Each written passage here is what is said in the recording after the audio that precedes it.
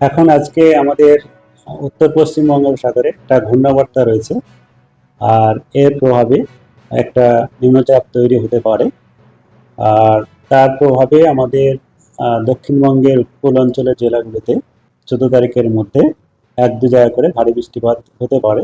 আর আগামী 24 ঘন্টায় আমাদের দক্ষিণবঙ্গে ভারী বৃষ্টিপাত কোনো সতর্কতা নেই, তবে হালকা থেকে মাঝারি বৃষ্টিপাত বজ্রবিদ্যুৎ সহ বজ্রগর্ভ মেঘ সঞ্চার হয়ে বিক্ষিপ্তভাবে অনেক জায়গাতেই হওয়ার সম্ভাবনা থাকছে।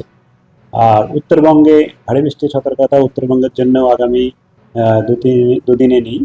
তা সেখানে ও বজ্রগর্ভ মেঘ সঞ্চার হয়ে বজ্রবিদ্যুৎ সহ বৃষ্টিপাত হালকা থেকে মাঝারি হতে পারে। মূলত বজ্রপাতের সম্ভাবনা বেশি রয়েছে মালদা, নর্থ, দক্ষিণ, উত্তর এবং দক্ষিণ দিনাজপুর জেলাতে। আর এর আমাদের এই যে নিম্নচাপ হওয়ার সম্ভাবনা রয়েছে তার প্রভাবে উত্তর পশ্চিম বঙ্গোপসাগর এবং আমাদের উপকূল অঞ্চলে সমুদ্রের আমাদের আংশিকভাবে বা মাঝে মধ্যে দমকা হাওয়া হওয়ার সম্ভাবনা থাকবে। তার জন্য মৎস্যজীবীদের 14 তারিখ পর্যন্ত সমুদ্রে যেতে মানা করা হয়েছে।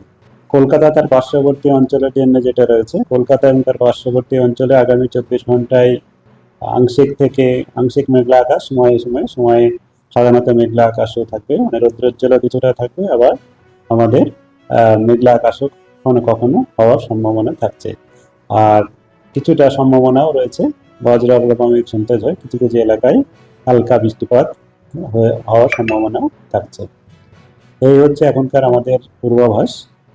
আর দক্ষিণবঙ্গের মূলত উপকূলের জেলা, আর 12 তারিখে দক্ষিণ চব্বিশ পরগনা, উত্তর চব্বিশ পরগনা, পূর্ব মেদিনীপুর, 13 তারিখে দক্ষিণ চব্বিশ পরগনা, পূর্ব পশ্চিম মেদিনীপুর, ঝাড়গ্রাম, হাওড়া, 14 তারিখে পূর্ব পশ্চিম মেদিনীপুর, ঝাড়গ্রাম, হাওড়া, বাঁকুড়া, পুরুলিয়া এইসব জেলাতে।